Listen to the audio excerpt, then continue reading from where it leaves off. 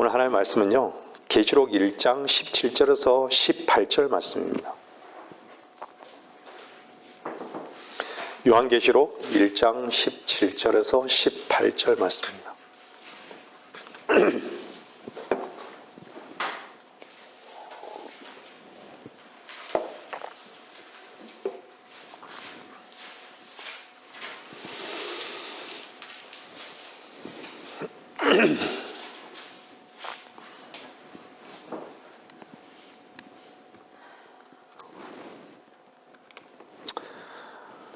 늘 잠깐 읽기 전에요, 잠깐 말씀드리면, 이 마지막 시대는요, 사람들이 사람 속에 어떤 가치가 있느냐 하면요, 두 가지에 다 쏟고 있어요. 그래서 그 내용이 있기 때문에요, 하나님 말씀에 대해서는요 관심이 없는 거예요. 그게 뭐냐? 인본주의예요. 또 하나는 뭔지 아세요? 물질주의입니다. 사람과 물질인 거예요. 그러니까 당연히 사람과 물질에 관심이 있는데 어떻게 하나님에 대해서 관심이 있겠어요? 복음에 대해서 관심이 있겠어요? 관심이 없는 것이죠.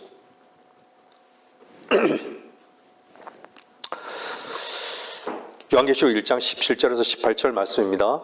네, 제가 읽겠습니다. 내가 그를 보자 죽은 것처럼 그의 발 앞에 엎드러지니 그가 내게 오른손을 얹고 나에게 말씀하시니라.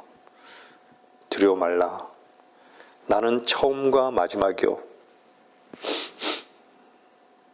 나는 살아있는 자며 죽은 자였으나 보라 영원 무궁토록 살아있노라.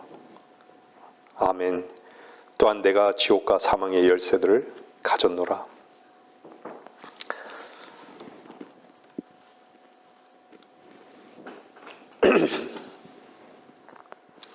여러분은 방금 읽었던 요한계시록 1장 17절, 18절 이 말씀을 읽으면서 여러분 마음은 어떠하셨습니까?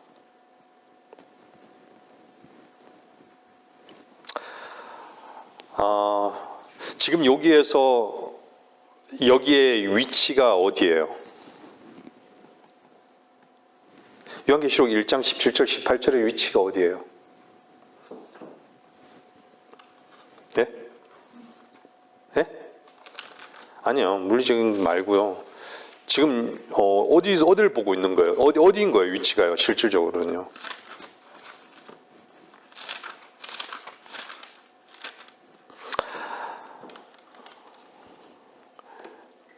1장 17절 되기 전에요, 그 계시록 1장 10절에 보면 내가 주의 나라에 성령 안에 있었으며, 예? 판모섬. 아니, 물론 판모섬이죠. 판모섬인데 요한계시록 1장에 누굴 보고 있는 거예요?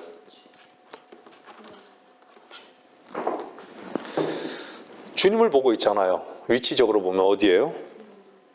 예? 영 안에서 있는 거예요. 그죠? 근데 이게 지금 주님을 누가 만난 것이죠? 사도 요한이 만나고 있잖아요. 사도 요한은 주님이 공생애 동안 주님을 사랑을 하나님 주님께서는 아셨던 것이죠. 요한은 사랑받는 자였어요. 주님의 품에 기댄 자였죠. 그의 이름이 없었던 자였어요. 근데 여전히 주님을 사랑하는 그 제자의 가슴에 무엇이 남아 있었겠어요? 주님이 죽고 부활하고 난 다음에요. 그분의 사랑이 남아 있었을 거 아니에요. 비록 눈으로는 보지 못하지만 그분의 사랑은 가슴 속에 여전히 있는데 그분을 보자 얼마나 기쁘고 영광스러웠으면, 그죠? 죽은 것처럼 그의 발 앞에 엎드러지겠습니까?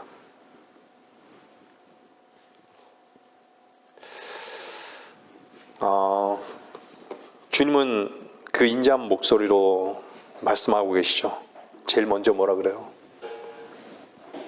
두려워 말라고.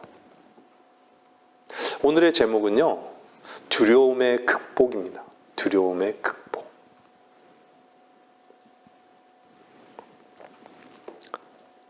두려워 말라고.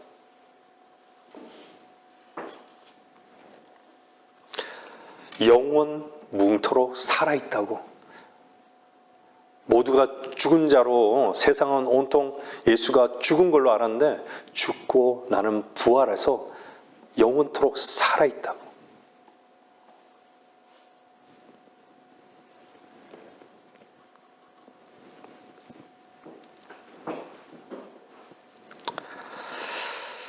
여러분들 마음으로 믿은 그 실제가 딱 나타날 때, 역시 그 실제를 여러분 안에서 딱 봤을 때 여러분 어떠세요? 어떠실 것 같아요? 여러분들 농부들이요, 씨앗을 딱 심을 때 뭘 기대할까요? 이미 아마 배추씨를 심으면요, 뭐를 기대하는지 아세요? 맛있는, 어쩌면 맛있는 김치, 버무린 김치를 아마 생각할 거예요. 아니면 통통아리 된 배추를 생각할 거예요. 무씨를 심으면 어떨까요? 커다란 무를 아마 벌써 기대하는 것이죠. 그 실상을 기대하는 것이에요.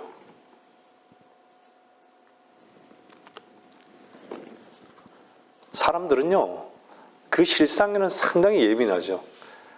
참 때로는 이렇게 저녁 때가 되면요, 노을이 아주 붉게 물듭니다. 하나님 말씀도, 주님도 그러시잖아요. 하늘의 현상을, 저녁에 노을이 지면 어떻게 돼요? 그 다음 날이 맑을 거라고. 모르는 자들이 어디 있어요? 다 알잖아요. 다 그런 것들은 예측할 수 있어요. 나중에 노을이 끼고 그 다음 날에 날씨가 맑아요. 그 실제를 보면서 어떤 생각을 하겠어요? 그렇구나.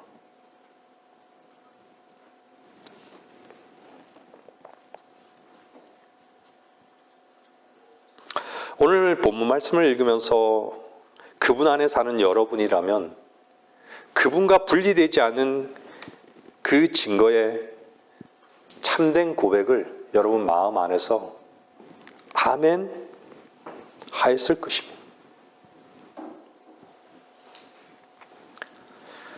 여러분은 그리스도와 함께 죽고 다시 사셨습니까?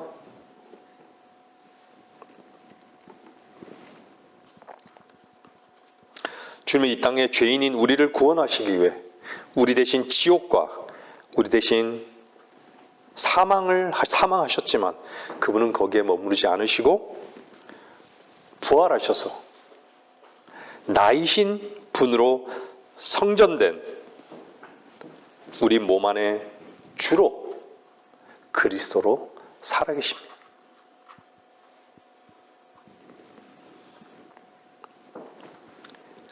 그 형상을 우리는 실제 볼 날이 가까이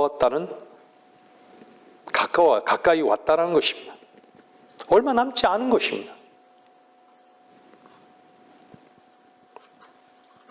세상은 그 어느 때보다도 혼돈인 것은요, 사람들이 두려워하고 말세다.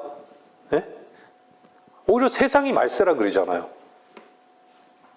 이상한 현상들이 너무 많은 것이죠. 사막의 그 열대지방에 단 한 번도 눈이 내린 적이 없는 곳에 눈이 내리고, 그죠? 전혀 안 녹을 것 같은 빙하가 녹고 있어요.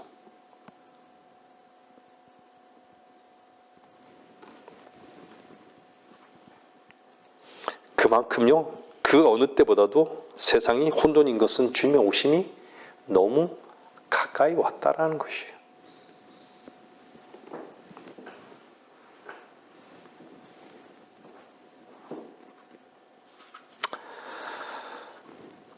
요즘 세상 이스라엘을 통해서 제가 보는 것은요,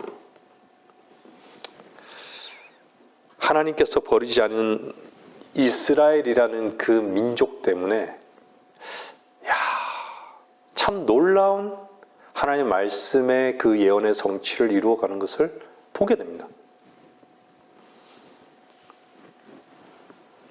근데 사람들은 못 보는 게 뭔지 아세요? 전쟁의 어떤 사실들만 보잖아요. 자꾸 보려고 하잖아요. 누가 그르고 누가 옳고. 지난주에도 제가 말씀드렸지만요.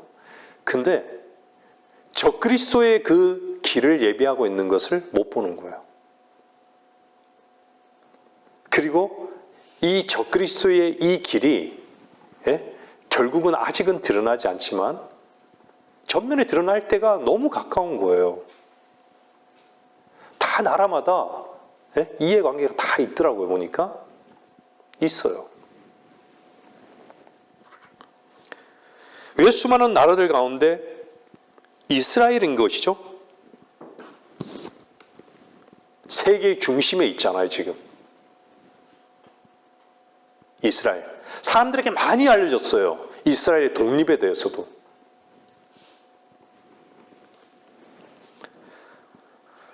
하나님의 시계는 여전히 그분의 말씀에 따라서 이루어지고 있다는 것이죠.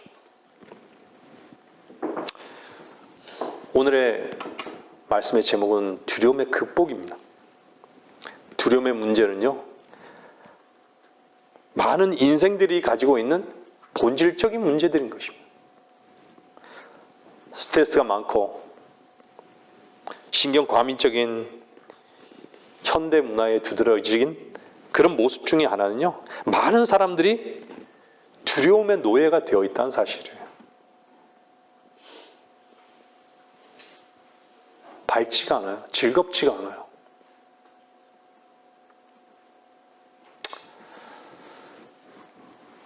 사람들 속에는요, 진짜 옛날에 우리가 어렸을 때, 젊었을 때는요, 오늘 또 잠깐, 하진이랑 잠깐 얘기를 좀 나눴는데, 이제는 생각하는 뇌가 없어요. 사람들에게 별로요. 생각하는 뇌가 없어요. 생각이 없어요. 생각이 필요 없어요.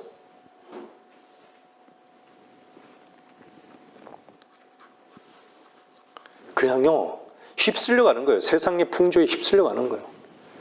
누군가 통치자가 나타나서 이렇게 끌고 가면 다 끌려가는 거예요.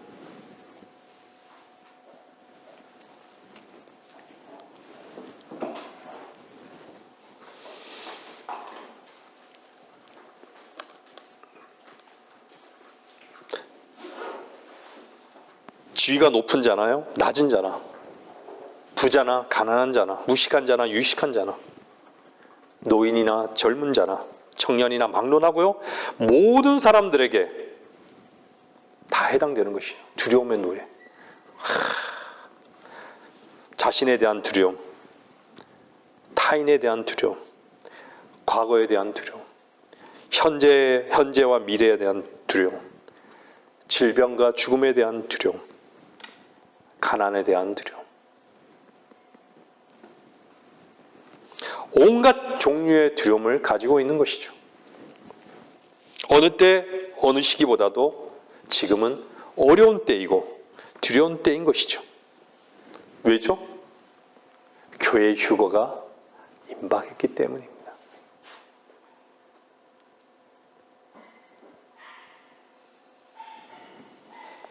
여러분들, 제가 이렇게 말씀드리는 것이 과하다고 생각지 마세요. 왜 휴거될 자들이 얼마인지는 모르겠지만요. 얼마가 될지는 모르겠지만 하나님께서 구원받고 거듭난 그런 자들을, 소수를 위해서 세상이 이렇다, 이렇게 얘기를 제가 말씀드리는 것이 과하다고 생각지 마세요.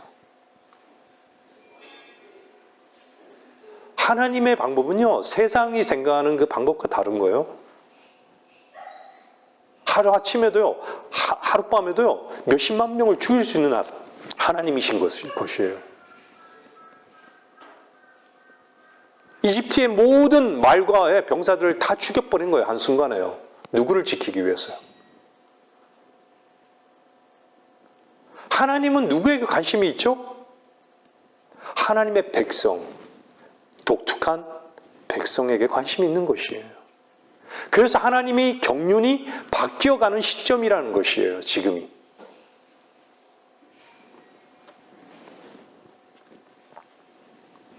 그래서 교회의 휴거가 너무 임박했기 때문에 세상은 이렇게 혼돈스러운 거예요. 그 말이 과한 건 아니에요.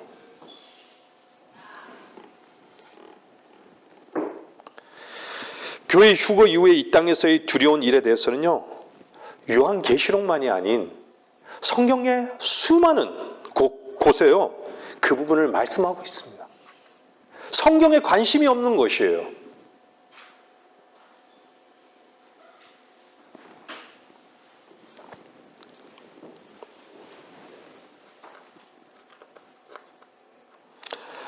정말 얼마나 많은 그 부분을 성경에서 하나님께서 성경을 통해서 할애하고 계신지를 안다면요, 진정 두려워해야 할 하나님 한 분만을 분명히 두려워할 것입니다.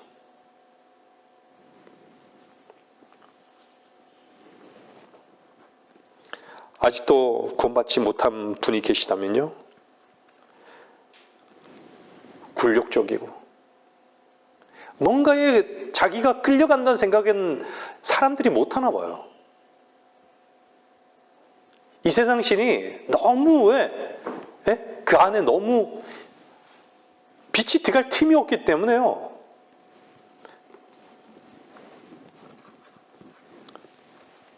굴욕적이고 무기력하고 마음을 짓누르는데도 그것에 대해서 뭔가 해결책을 찾으려고 찾는 자가 없는 거예요. 하나님을 찾는 자가 없는 거예요.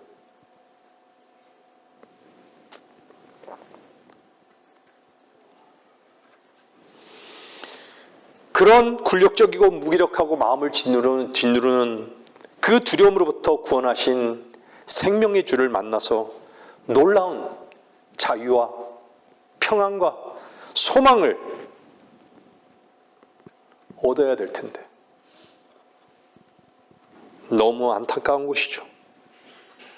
얼마나 우리는 구원받기 전에 우리 자신을 몰랐습니까?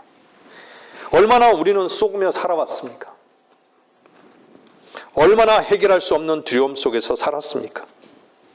오늘 이 설교를 듣고 계신 모든 분들이 구원을 받았건 받지 않았건 여러분들 안에 있는 두려움이 생명의 말씀으로 인해 즉각 극복되어지는 놀라운 은혜의 현장이 되기를 저는 기도합니다. 요한복음 6장에는요, 제자들이 배를 타고 가퍼나움을 향해서 바다를 건너잖아요. 근데 날이 이미 어두워졌어요. 예수님이 안 보이는 거예요. 아직 오지 않은 거예요. 같이 배를 타고 가지 않은 거예요. 그때 어떤 일이 일어나죠? 바다에 강풍이 불어요. 파도가 아주 또 일어요. 심하게 일었던 것이죠. 근데 누굴 보죠? 바다 위를 걸어오시는 주님을 보는 거예요. 근데 주님께서 뭐라 그래요? 내니 두려워 말라고. 나라고.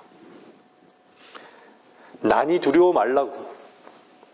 제일 먼저 말씀하세요. 난이 두려워 말라고. 그때 그들이 어떻게 했어요? 제자들이요. 기꺼이 주를 배 안으로 영접하는 거예요. 기꺼이. 여러분 안에 기꺼이 주를 마음으로 받아들인다면요, 그분을 인정한다라고 하면요, 어떻게 되죠? 풍랑이 문제가 되지 않아요. 강풍이 문제가 되지 않는다는 것이죠. 그래서 결국은요, 배가 곧 그들이 가려던 땅에 닿았더라. 우리는 칠흑같이 어두운 밤중에 살고 있습니다. 교시대 마지막 밤중에 살고 있습니다. 정점으로 보면요, 마지막 밤중이에요. 밤중. 인생의 바다예요. 강풍이 불고 파도가 일고, 주님은 아직일 때 사실 얼마나 두렵겠습니까? 두려워야 되는 것이죠. 두려운 것이죠. 왜 세상이 이 모양인지, 왜 이런 일들이 일어나는지. 온통 거짓이 난무하고 전쟁과 분쟁 소식은 끝이 없고, 누가 옳고 누가 그르고. 말씀을 듣고 계신 분들이 정말 그리스도 안에서 그리스도로 사는 분이라면 나니 두려워 말라. 이 말씀을 기꺼이 받을 것입니다. 이미 그리스도의 온전한 사랑 안에 함께하기 때문입니다.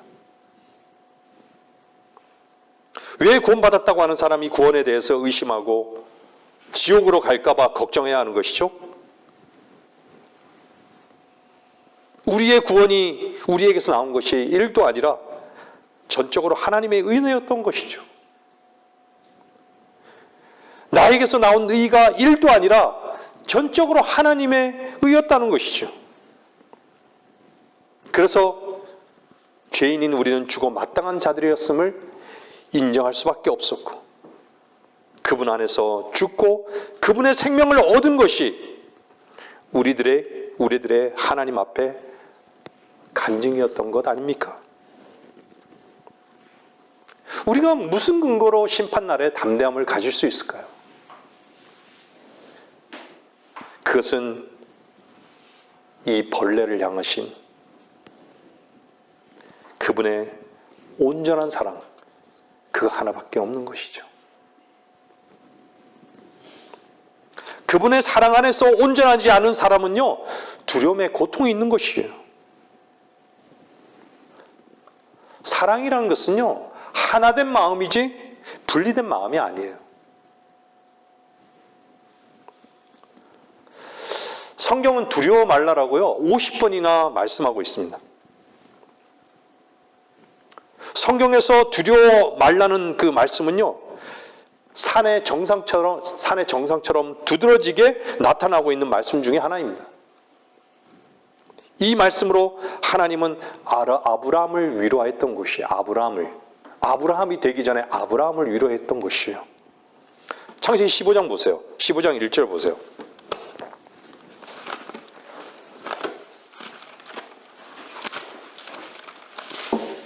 창세기 15장 1절.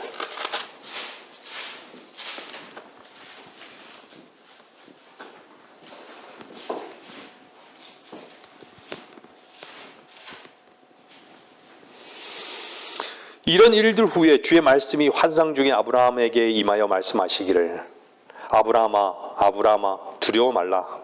나는 너의 방패요 너의 지극히 큰 상인이라 하시니라. 아브라함이 아니라 아브라함일 때 이 약속의 말씀을 주신 것은요, 하나님의 사랑과 은혜인 것이죠. 여러분에게 그분의 신실하신 약속이 좀 더 구체적으로 말씀드리면요, 여러분 자신이 아니라 나이신 분, 여러분의 힘이 섞이지 않는 그분, 생명의 말씀에 여러분 자신이 굴복할 때 그분은 여러분의 방패이며 여러분의 지극히 큰 상이 되실 것이다라는 것입니다. 그리스도인은요, 두려움 자체를 두려워해서는 안 됩니다. 그리스도인이 두려워해야 될 것은요, 유일한 한 가지는 그리스도인은 그리스도로 살지 못한, 즉 자신으로 사는 것에 대한 유일한 두려움이 있어야 하는 것입니다.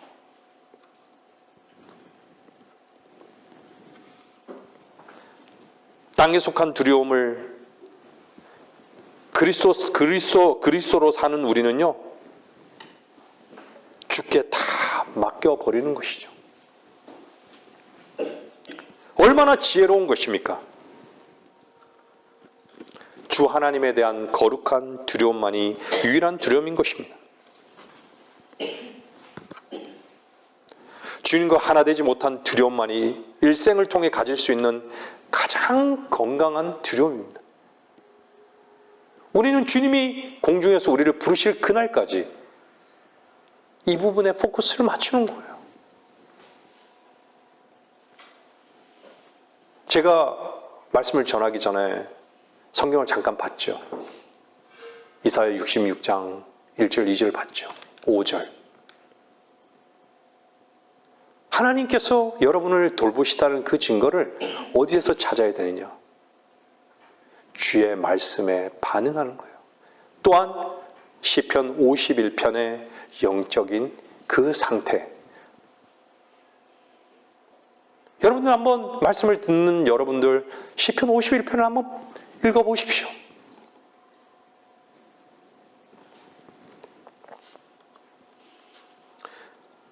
구원받지 못한 사람이 이 설교를 듣고 계시다면요, 죄에 대한 하나님의 심판을 두려워해야 합니다.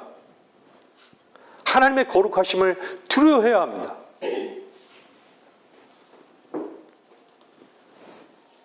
하나님의 사람들이 이 땅에 속한 것들로 왜 염려해야 하고 왜 이 땅에서의 여러 소식들로 인해 두려워해야 하는 것입니까?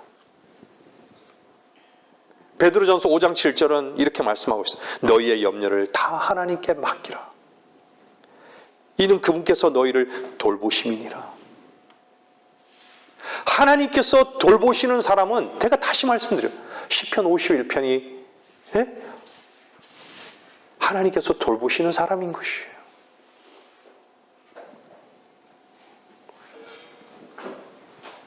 너의 염려를 다, 너 안에 땅에 속한 모든 염려는 너가 염려한다고 해서 해결되는 것이 아니다. 염려를 너가 해결하려는 너의 지혜를 내려놓고 어리석은 것처럼 보이는 너의 지혜가 아닌 나에게 너희 마음을 옮겨 놓아라.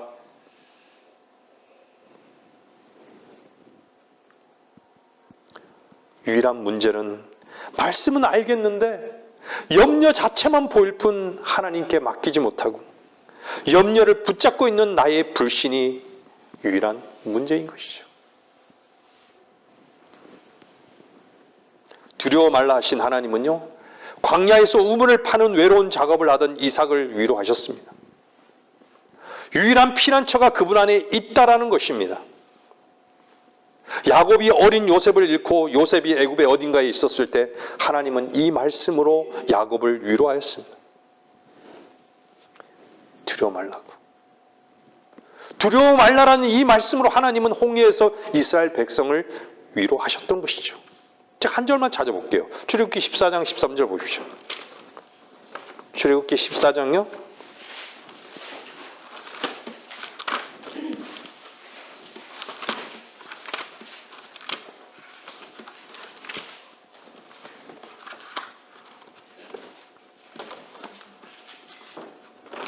출애굽기 14장 13절.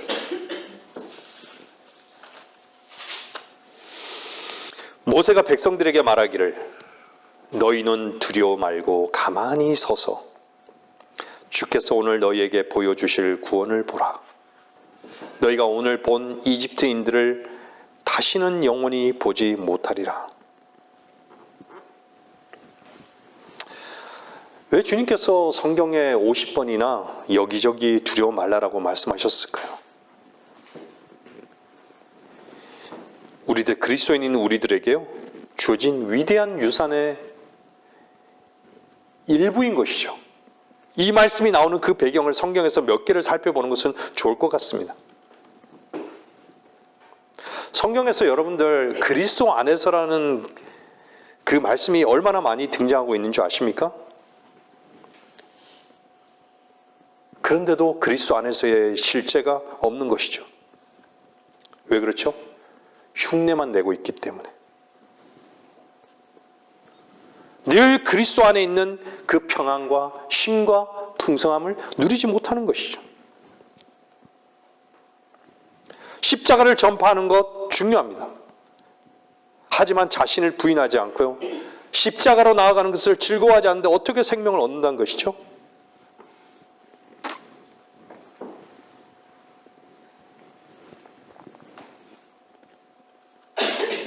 여러분들, 인류와 관련된 세 개의 중요한 문제가 뭔지 아십니까? 인류에게 있었어요. 중요한 문제 세 가지가 있어요. 그것이 뭐냐? 생명이고요. 그 다음에 뭔지 아세요? 사망이에요. 그 다음에 뭔지 아십니까? 영원입니다.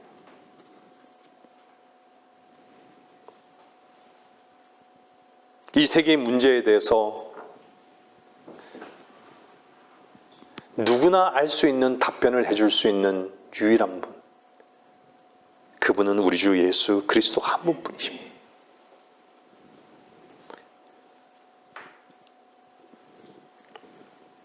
이것이 바로 두려움의 극복에 대한 유일한 해결책인 것을 인정하고 옮겨 놓으신다면, 주의 말씀으로 옮겨 놓으신다면 그것만이 유일한 해결책인 그 실체 속에서 그 사람은 주님을 찬양할 것입니다. 제일 먼저요, 주님은 처음과 마지막이며 살아있노라고 우리들에게 말씀하고 있습니다. 여러분들, 모든 사람들에게는요, 현실적이란 말 많이 쓰죠. 삶이라는 것은요, 현실적이라고 얘기하죠. 그죠? 삶은, 모든 사람들에게 삶에 대한 그 두려움은요, 정말 실제적이고 진정한 것이에요. 절실한 것이죠. 배고파서 빵 하나 훔친 장발장, 현실적이고 실제적인 거예요. 절실한 것이에요. 한 끼 밥을 못 먹는 것이 얼마나 진정한 것이고 절실한 것입니까?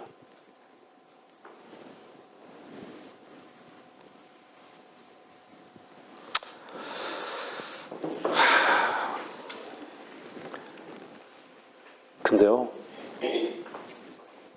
처음과 마지막에 키를 들고 계시는 영원히 살아있는 분을 보는 눈은 다 감겨 있는 것이죠.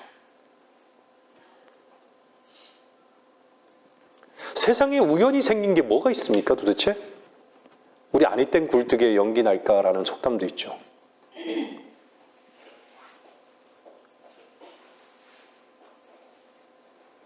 여러분이 죄인이었습니까? 죄인 맞죠?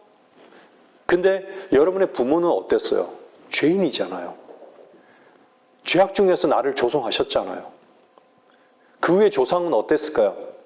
여전히 그러하죠. 아담은 어땠을까요? 시작이 있다는 것이에요. 인류의 시작이 있고 죄의 시작이 있다는 것이에요. 그 시작의 그 본질은 어디에서 말씀하고 있는 거예요? 하나님의 말씀이 말씀해 주고 있는 거예요. 그럼 끝도 말씀해 주고 있잖아요.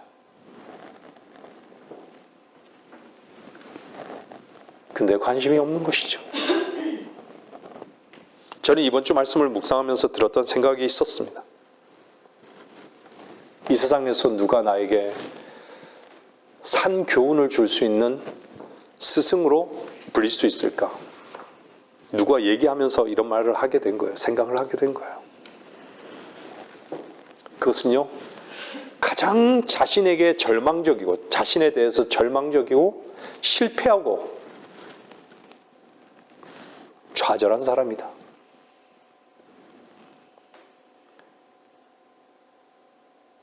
그렇지 않은 사람은 자신의 성취를 자신으로 보고 있기 때문에 자신은 신이 되어 있고, 교만한 사람이다. 자신에 대해 절망적이고 실패하고 좌절한 사람은 자신을 결코 신뢰하지 않는다.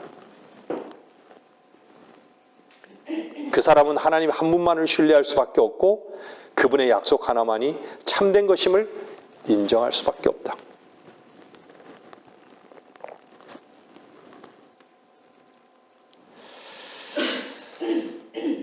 사람이 절망적인 상황에서 실패하고 좌절했을 때 왜 자신의 생명을 끊으려고 할까요? 자신이 절망할 수밖에 없는, 실패할 수밖에 없는, 좌절할 수밖에 없는 존재인 것을 모르기 때문인 것이죠.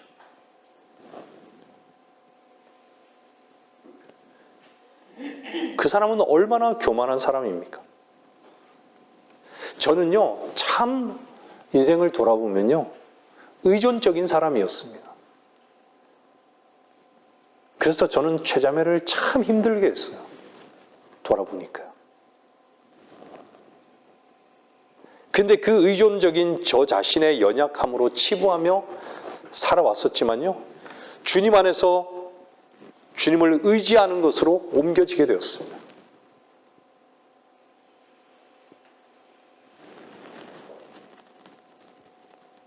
하나님께 자신을 의탁하는 사람을 세상은 어리석은 사람, 보이지 않는데, 의지가 없는 유약한 사람으로 세상은 치부해버립니다. 근데 우리들에게는 어떻죠? 얼마나 그리스도로 사는 멋진 지혜입니까?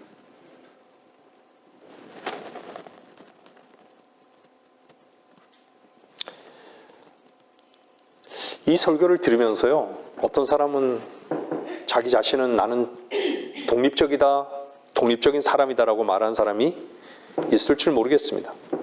그런 분에게 저는 묻고 싶습니다. 누구로부터 독립해 있습니까? 언제 어디서 어떻게 독립적이 되었습니까?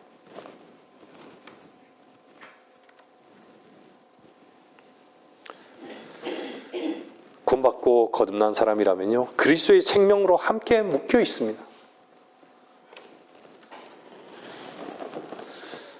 로마서 14장 7절 8절 말씀 잠깐 볼게요.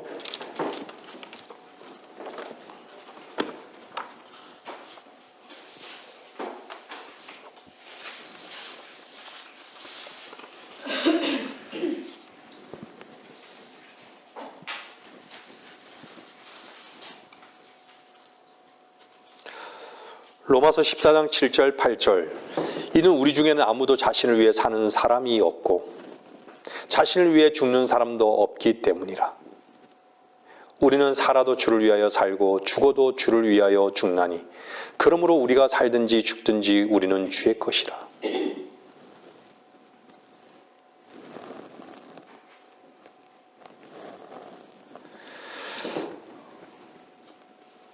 주의 것임을 매 순간 인정하는 분이라면 무엇을 두려워하겠습니까?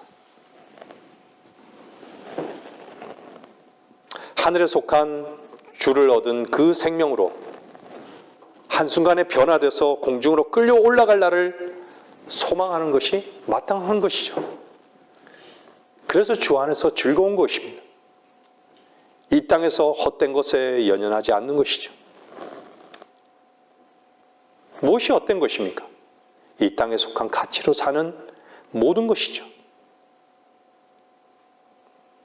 이 땅에 속한 가치로 사는 모든 사람은 죽음이 끝이기에 육신의 가치밖에는 없는 것이죠. 죄에 대한 심판은 고의로 이지를 하는 것이죠.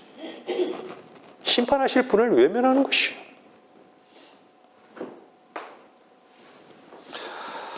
여러분들 에스겔서 11장 한번 5절 한번 찾아보겠습니다. 에스겔서 11장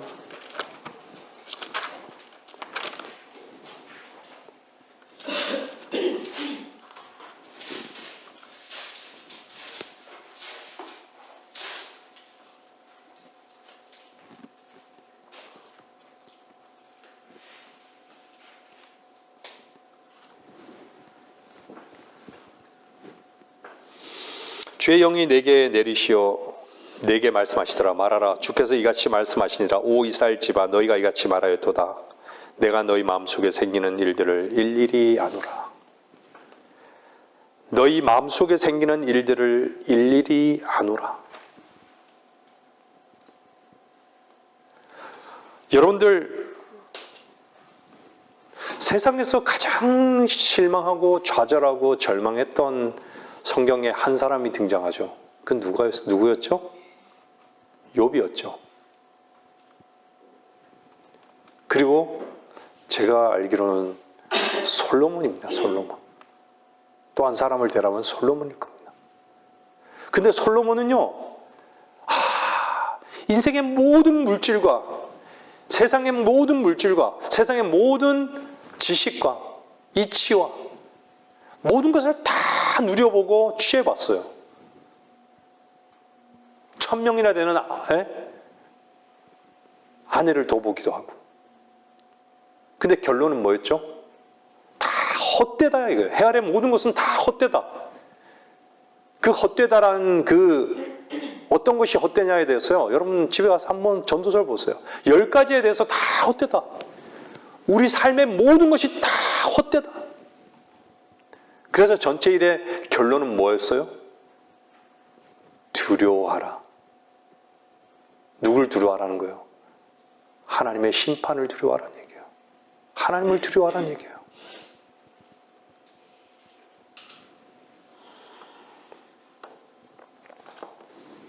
죄에 대한 심판은요, 다 이 세상의 모든 사람들을 헛것을 붙잡으면서요, 고의로 이지를 하는 것이에요. 자기 안에 죄로 살아가는 그 실제를 보기 싫은 것이에요. 심판하실 분을 외면하는 것이죠. 여러분 안에 하나님의 사랑이 있습니까? 피로 맺은 언약이 있으시죠?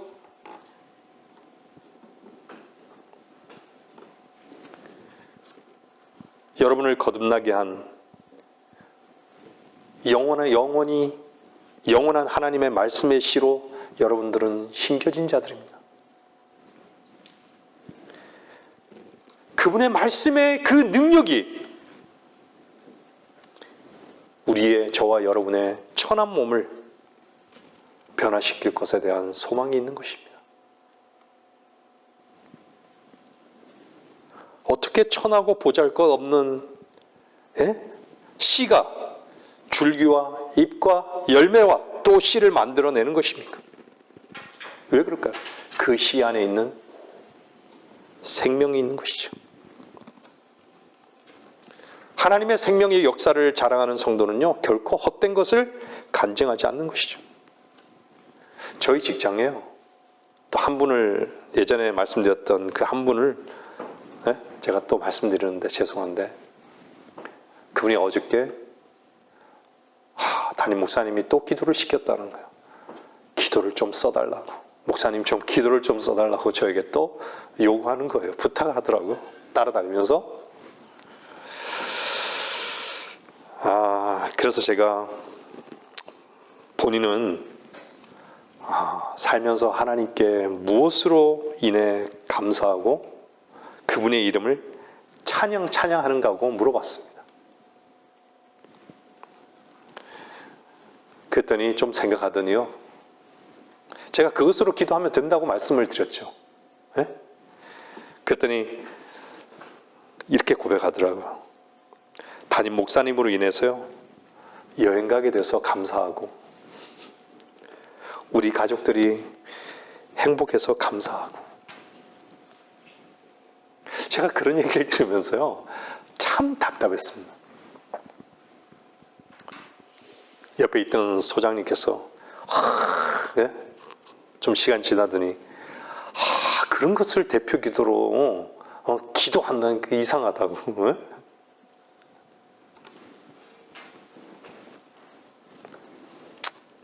그러면서도요, 하나님의 은혜에 감사하다고 또 아껴왔죠.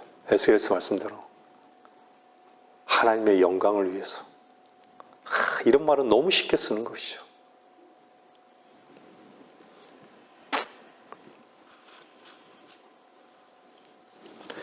하나님의 말씀이 능력이 되어서요, 그 말씀이 세상을 이기고 육신을 이긴 간증,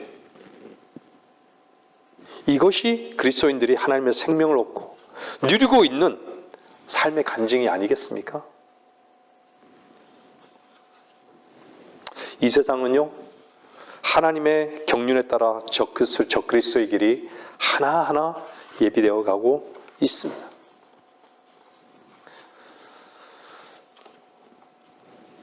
이스라엘은요, 하나님 앞에 성전에서 속죄제를 드리는 것이 유일한 그들 마음속에 있는 소망이에요. 근데요, 그 모든 것이 다 준비되어 있어요. 어쩌면요, 그들은요, 이런 기회를요, 그걸 성전을 짓는 것에 돌릴 수도 있는 것이에요.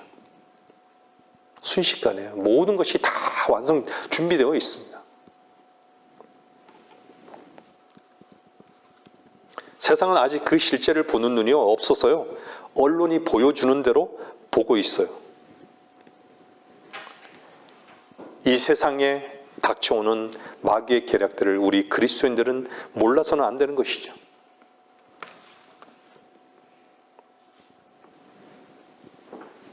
이 세상에서 우리들에게 닥쳐오는 이상하고도 견디기 어려운 섭리들과 끊임없이 직면하고 있다면요,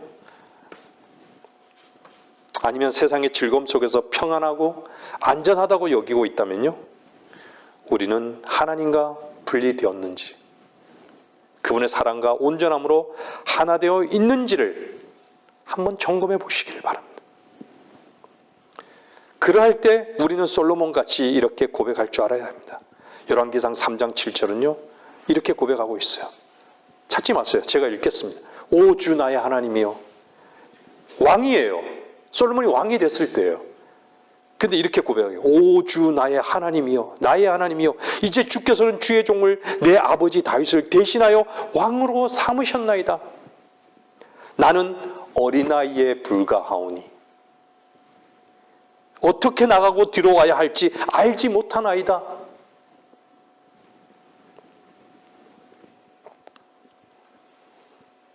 왕임에도 자신을 하나님께 어린아이라고 고백하고 있습니다. 인생을 살다 보면요, 때로는 시련을 만나는 것이죠.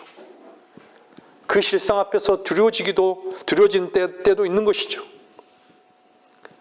그러나 우리 주님은 두려워 말라고,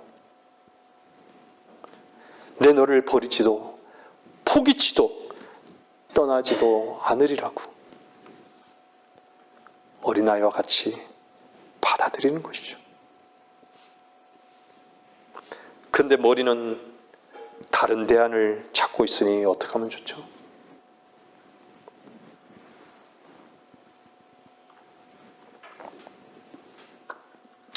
그리고요, 하나 더 살펴볼 것은요, 주님은 우리에게 죽는 것을 두려워하지 말라고 말씀하고 있습니다. 마태복음 10장 28절 보세요.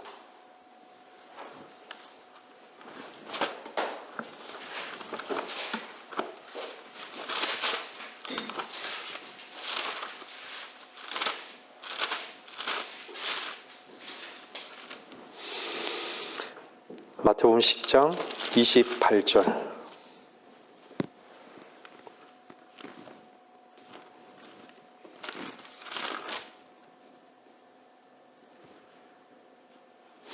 또 너희는 몸은 죽여도 혼은 죽일 수 없는 자들을 두려워하지 말고 오히려 혼과 몸을 모두 지옥에서 멸하실 수 있는 그분을 두려워하라. 무엇이 영원하다는 걸 보여주고 있어요? 혼이 영원하다는 것이. 얼마나 이 말씀에 위로가 되십니까?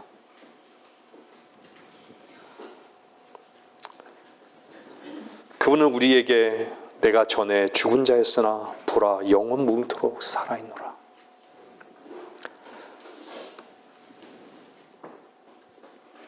죽음에 대해 오싹해지는 두려움은요, 많은 사람들에게 있어서 아주 절실한 사실입니다.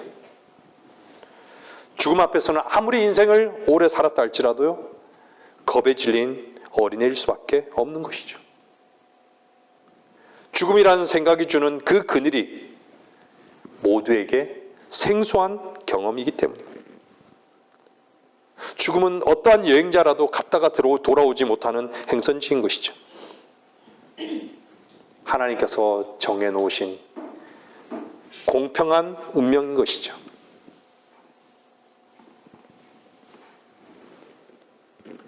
그 죽음은요, 대궐 같은 집, 초가집, 오두막집을 똑같이 두드리는 것입니다. 주님은 죽음에 대해, 무덤에 관해, 지옥에 대해 모든 것을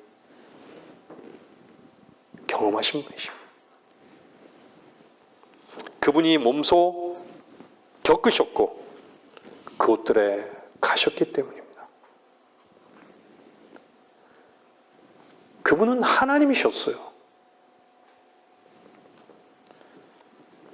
근데 그분만이 이 죽음의 이 격전지에서 승리하신 분이십니다. 그분은 지금 무덤 안에 계시지 않습니다. 그분은 부활하셔서 그분의 말씀으로 역사하는 진리의 영으로 살아계심을 우리 안에서 그분은 자신을 나타내고 있는 것입니다. 그분 안에 없으면 결코 그 어떤 것도 누릴 수 없습니다. 그분 안에 없으면 결코 실수도 평안도 의도 없는 것이죠. 그분의 말씀은 결코 시계바늘이 거꾸로 돌아가는 일이 없듯이 그대로 이루시며 하나님 자신을 나타내시는 것입니다. 그분의 말씀과 하나된 성도만이 그분의 이름을 찬양하는 것은 마땅한 것입니다. 누가 이 신비로운, 이 지혜로운 것을 이런 식으로 나타내었습니까?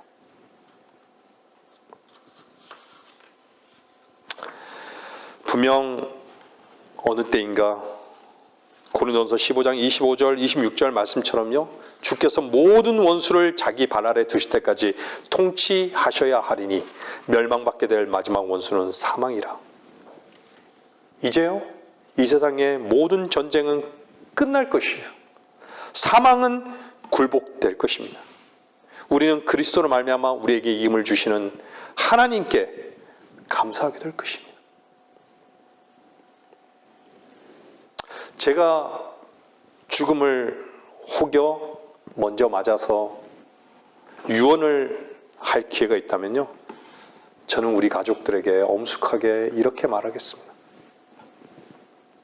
죽음 앞에서요,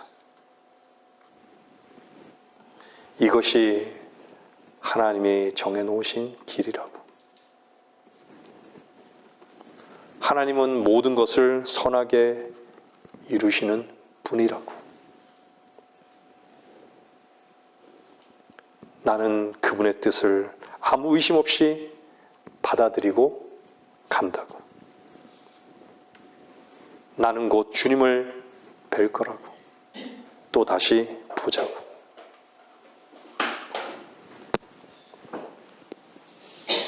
너희들도 하나님의 뜻을 나와 같이 받아들이고 그 마음이 변치 않기를 원한다고.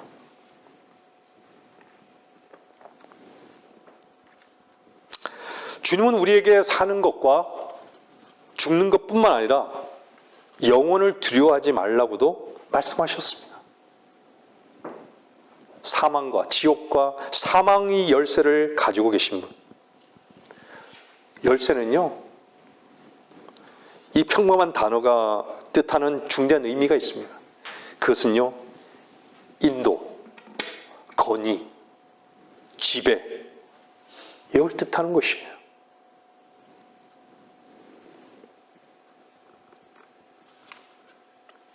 주님은요, 그분이 이 땅에 살아있을 때나 죽을 때나 자신의 백성을 사랑하셨던 것처럼 영원 속에서도 그분의 백성을 사랑하신다는 것입니다.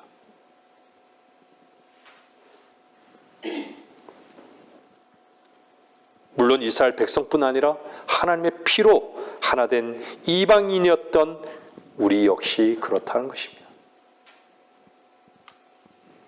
여러분은 주님의 사랑 안에 있습니까?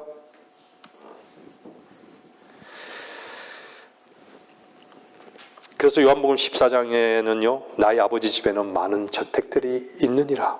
그렇지 아니하면 내가 너희에게 말하였으랴. 난 너희를 위하여 처소를 마련하러 가노라. 하나님에 대한 믿음이 있는 사람은요, 영혼에 대한 믿음이 있는 것이에요.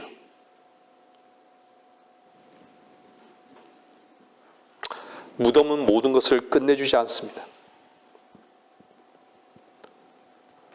영생은 하나님이 보증하신 사실이며 힘이며 또한 위대한 목적으로 인도하는 하나님의 능력입니다. 그래서 우리에게 하나님께서는 영생을 선물로 주신 것이에요. 우리는 일몰과 밤 너머의 그 세계에서 영원토록 주님과 함께 다시 사는 것입니다. 의식과 기억과 사랑은요, 공간적으로 멀리 떨어져 있어도 함께 공존하듯이 죽음으로 그것이 갈라지지도 않는다는 것입니다. 죽은 사람의 사랑이 잊혀질 수 있을지 모르지만요, 그 사랑을 모르지는 않습니다. 말씀드리지만 의식과 기억과 사랑은 죽음으로 끝나지 않습니다. 사람의 본성요, 무엇을 요구하는지 아세요? 혼의 불멸을 요구합니다. 제가 늘 가끔 말씀드리잖아요. 새의 날개는요, 새가 날도록 만들어졌다고. 물고기의 지느러미는 물고기의 헤엄을 치도록 되어 있음을 뜻하는 것이죠. 인간 속에 있는 그 마음에서 끊임없이 솟아나는 그 갈망이요, 무엇을 요구하는지 아세요?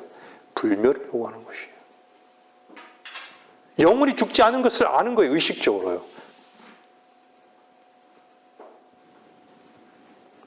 이순신의 그 말이 수천 년이 지난 지금도 여러분들 모르는 사람이 어디 있어요? 하물며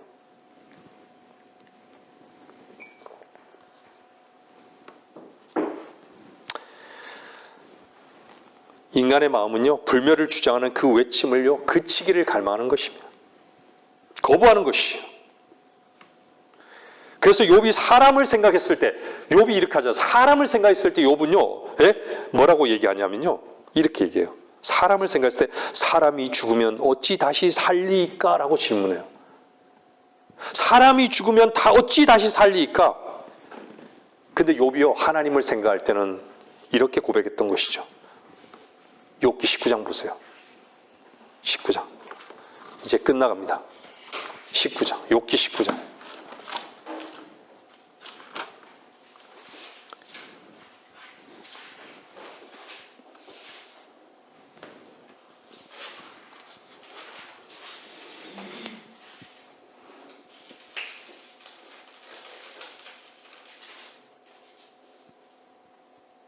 욥기 19장 23절 26절 보세요.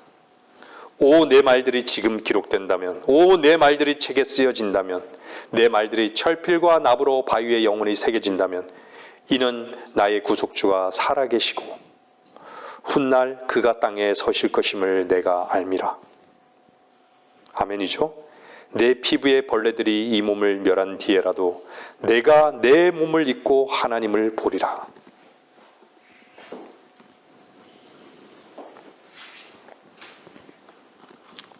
하나님께서는 우리의 머리카락까지도 다 세워두셨습니다. 그러고 난 다음에 주님께서는 뭐라고 말씀하십니까? 너희는 두려워 말라고. 너희는 많은 참새보다 더 귀하다고.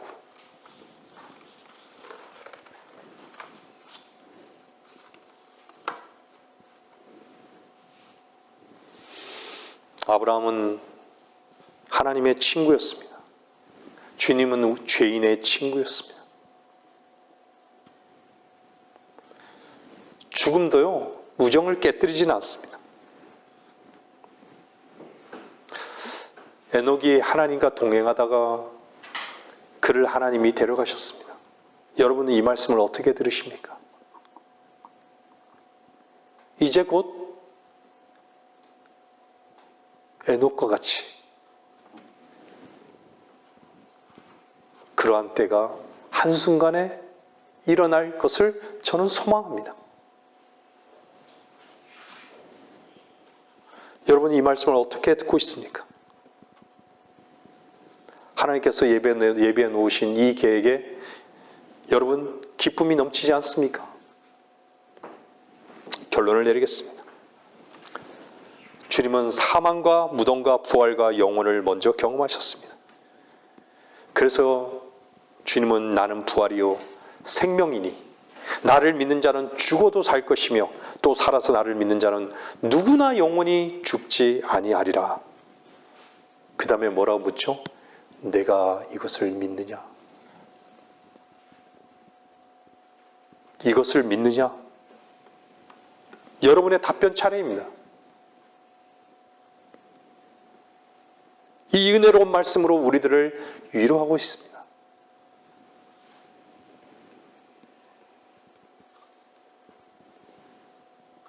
요한복음 14장에는요. 잠시 후면 세상이 더 이상 나를 보지 못하리라. 세상은요. 주님을 볼 수 없어요. 그러나 너희는 나를 보리라. 이는 내가 살고 너희도 살겠습니다. 그날에는 내가 나의 아버지 안에 있고 또 너희가 내 안에, 내가 너희 안에 있는 것을 너희가 알게 되리라. 놀라운 하나님의 말씀의 약속의 성취인 것이죠. 하나님의 말씀이 여러분 안에 나타내셨습니까? 여러분이 마음으로 믿으면, 마음으로 옮겨 놓으면 여러분의 모든 두려움에서 단번에 그 두려움은 여러분을 평안으로 바뀌어줄 것입니다.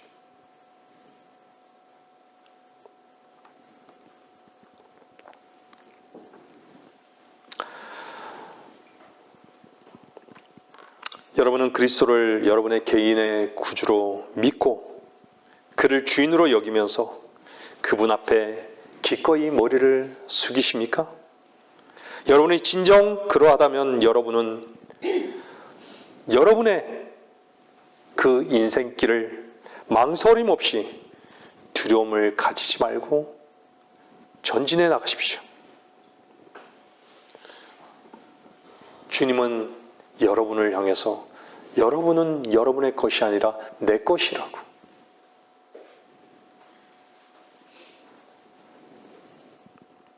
여러분의 그리스도와의 관계가 삶과 죽음과 영혼이라는 이 세 개의 문제에 대한 관계를 결정해 줄 것입니다. 그리스도께서는 그 문제들에 관한 두려움들을 지금 당장 그리고 영원히 버릴 것을 버리라고 말씀하시고 계십니다. 그분은 우리의 조종사이십니다. 우리의 의이십니다. 구주이십니다. 우리의 변호사이십니다. 우리가 죽을 때까지 그리고 죽음 너머의 광대한 그 세계의 어디에서나 우리를 인도해 주시겠다고 약속하신 인도자이십니다. 주께서 여러분을 거느리십니까? 여러분들이 주께서 나를 거느리신다고 그러한 참된 고백을 하며 찬양하며 따르는 성도로서의 마땅한 그 위치에 있기를 원하면서 설교를 마치겠습니다.